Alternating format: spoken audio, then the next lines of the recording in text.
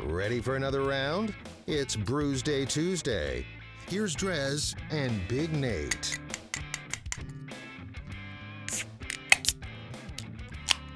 That lovely popping sound and great aroma that goes with it on this round is indeed confirmation that it is Brewsday Tuesday, brought to you by the Cellar Restaurant and Six Pack Store in downtown Blacksburg. We're celebrating National Peanut Butter Lovers Day with some peanut butter beers. Now, this round, I'm hoping, is a little bit better than the last. And what did you open over there? Are you feeling confident that it might be better? I will point out that the first round was incredibly solid, given that neither of us are what I would call peanut butter lovers.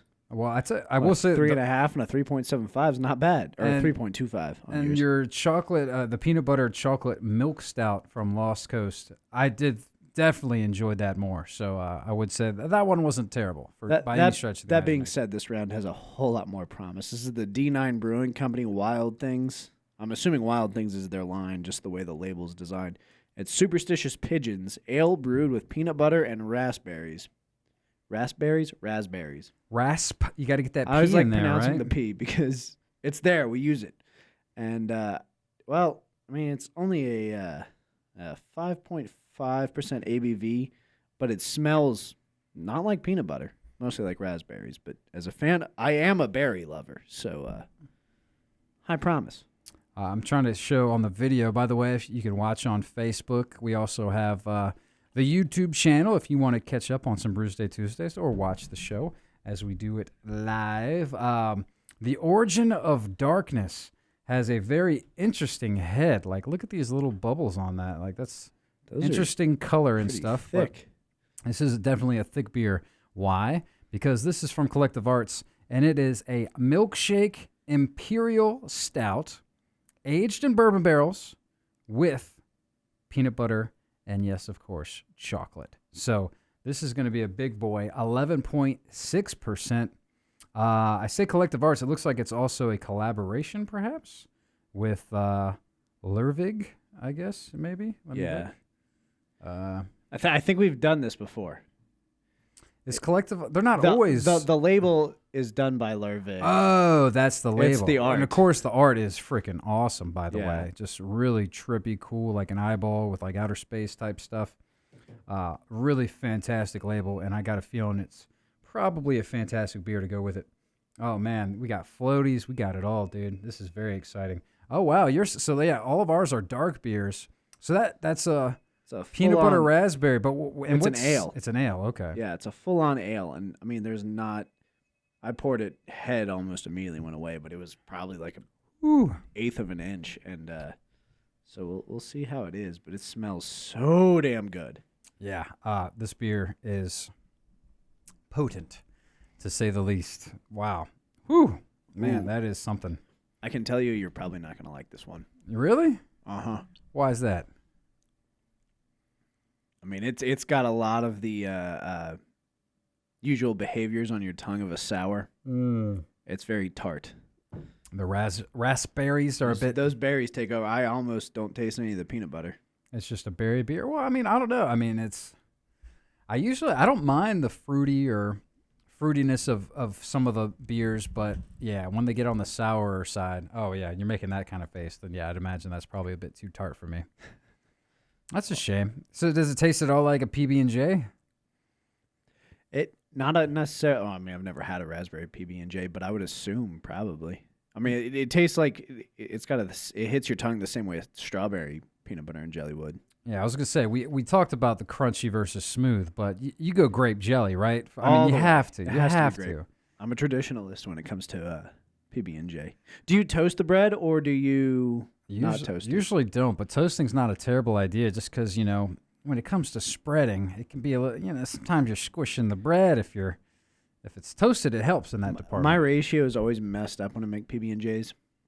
So much so that we'll run out of jelly super fast, but then we'll still have half a jar of peanut butter. Well, you got more peanut butter than So then what I start with, doing is I'll just toast the bread and throw peanut butter on it, and that peanut butter gets nice and melty, and it just oozes out of the bottom of your sandwich. Now that's the way to enjoy it. That's the edge with the toasting. You think it's easier to spread. It might be a little crummier, obviously, but Yeah, when you get you the definitely need a plate. when you get the melted peanut butter, that is a good call. That's quite nice.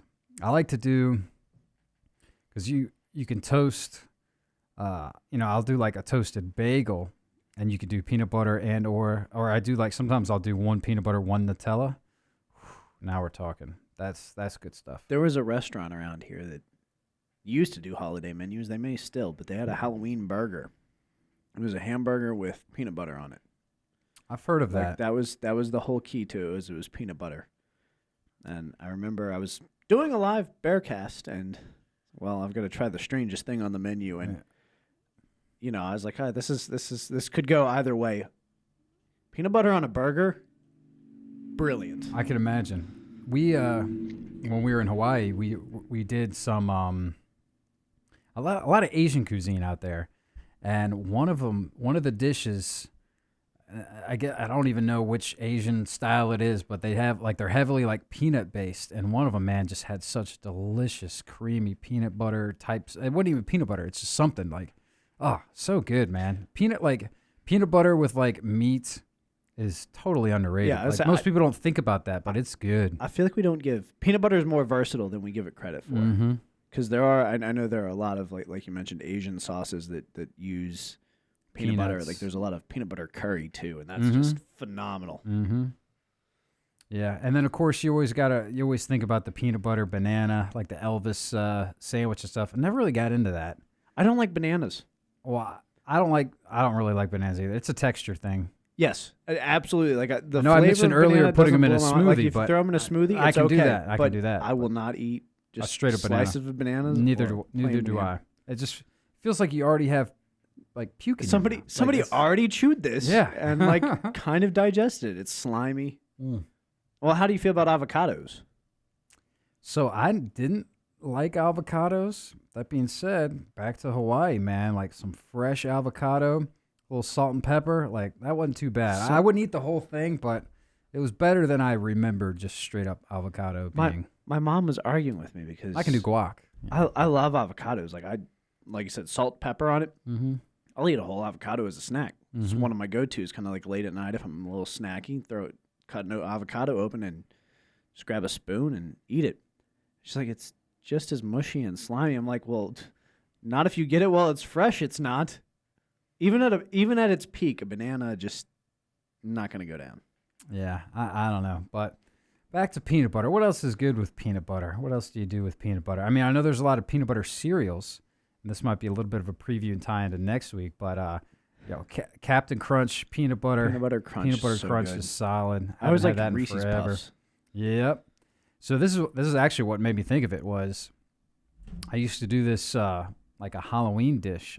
You've probably had it. I probably brought it to the station at some point or some holiday thing where it's basically like Rice Krispie treats, but I would use like the Reese's cup cereal.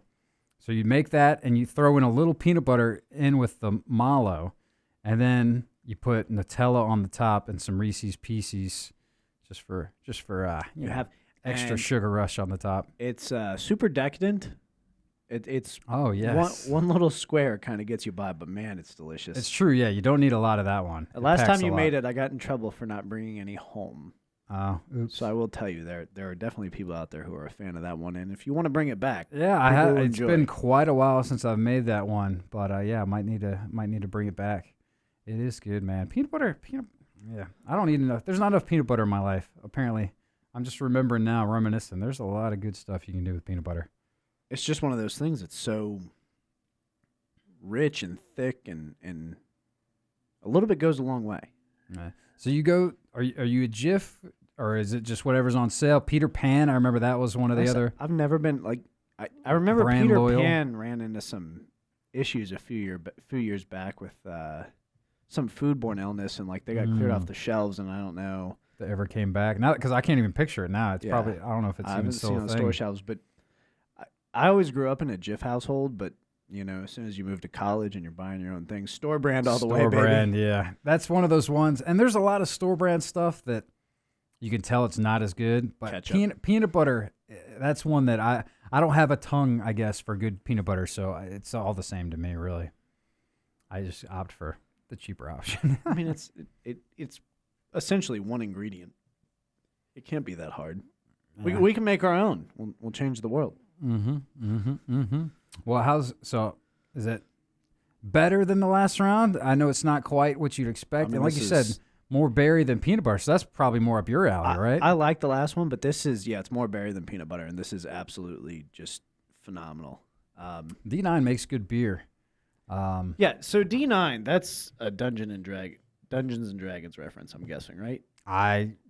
I'm not a D&D guy, so I would not have put that together, but that makes sense. I'm not I guess either, I can but I believe know that. a 9-sided die is referred to as D9, and well, with their imagery, they've got these crazy like purple pigeons. I don't know if there are pigeons in D&D, but it's like very trippy artwork. So maybe, just maybe, they're into the Dungeons and Dragons over there at D9. But yeah, I can believe it. I mean, this is a phenomenal brew. There's obviously some love put into it, and something we frequently reference is these slapped-on labels are always an indicator of good things, and I'm thrilled. I would definitely say better than last round.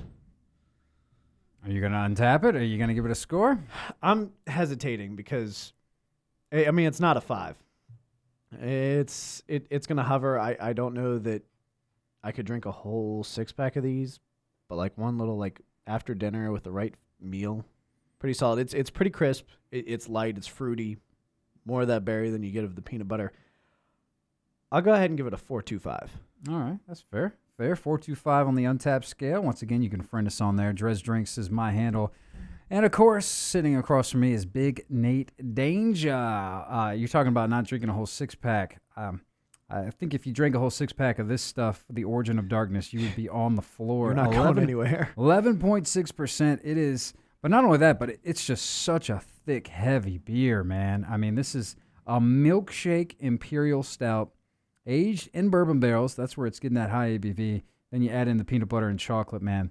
This is a meal in itself. I mean, this is ridiculous how thick and heavy. The aroma on it, I mean, look at the lacing. It's just yeah. I mean, it's milkshake. It's not your standard lacing, that's for sure. Are you picking up on much bourbon? Let me take another sip. I mean, you definitely get the chocolate and the peanut butter. That's what stands out for sure. Peanut oil kind of mellows that out.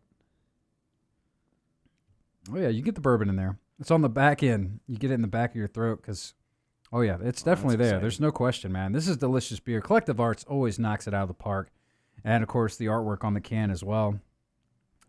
That's a mantelpiece beer. It's delicious. It's awesome. I don't know if it's a whole 5, though. Mainly because this is, don't get me wrong, it's delicious. But, man, this is going to be... Okay. This is going to be a challenge. I'm glad we're splitting this can because to drink this entire beer, like I said, a 6-pack, forget about it. It's too much. Put this in the realm of peanut butter beers you've had or know of existing. Would you give it a 5? If in the realm of all peanut butter beers, I would say this one is leaps and bounds over any other ones I've ever tried. If I had to guess, I mean, I don't know. I don't know if I can search just peanut butter beer on Untappd to see what we all may I've maybe we have may had. have the only 4. I'm sure there's a lot more out there, but this one's phenomenal. I'm gonna give it a 4.75. It's not a perfect 5, but this beer is worth trying if you're into all of the things that it is. It's got a lot going on. That's the only thing. It's almost too much. It's crazy. It's a really, really crazy. So I sort of alluded to it earlier. Next week it's like Cereal Appreciation Day or National Cereal Day, whatever. And I'm a big cereal fan. Yeah. Now we're getting into my turf for sure. Yeah, cereal's phenomenal. I don't know. It might be a stretch to come up with cereal-themed beers. We'll go down to the Cellar 6-pack store. I'll talk with Mikey, see what we can come up with. But hopefully we can put something together because I think that could be fun. I'm excited. All right, we'll do that next week. As always, Nate, appreciate you coming in here and drinking the beers. We'll take a quick break, and we'll get back with the tunes right here on 105.3 The Bear. Stick around.